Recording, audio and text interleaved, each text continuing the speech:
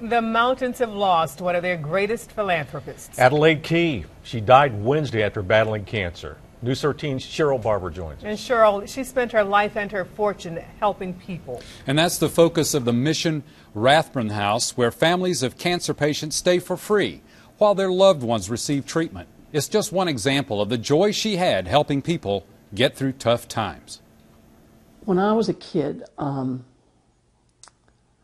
had trouble in school. I was the underachiever, and I was the stupid kid. Adelaide Key says she was different than most kids. She had trouble reading and struggled with dyslexia, but she never forgot that she wasn't alone. I wanted them not to feel stupid,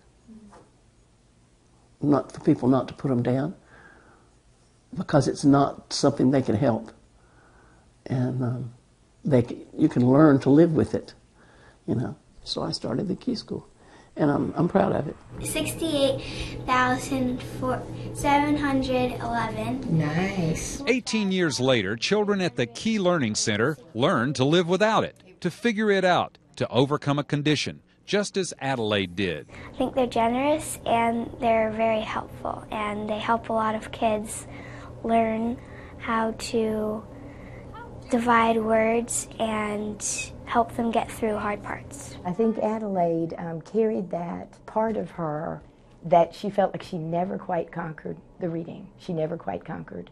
And she didn't want other children to have that feeling when we know there's a wonderful way that we can teach these children. So that was her gift. It was just one of her gifts. Others would also provide a foundation for people facing life-threatening conditions. And one night, I literally woke up in the middle of the night and said, I know what I'm going to do.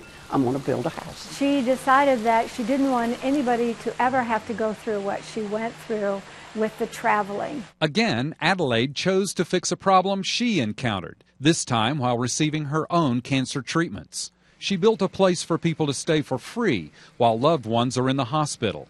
In the past 20 years, 57,000 people have stayed at the Mission Rathbun house. Some people can't afford to pay at all, and that's why we don't charge, is because we don't want them to feel guilty or upset because they can't pay. In each room, guests find a journal with a handwritten note from Adelaide, encouraging them to put their joys and fears into words. And people write in them. I mean, they pour their hearts out.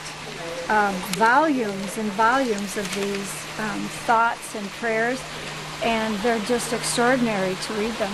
It'll just make you cry. A celebration of Adelaide Key's life will be held Thursday at First Baptist Church in Asheville.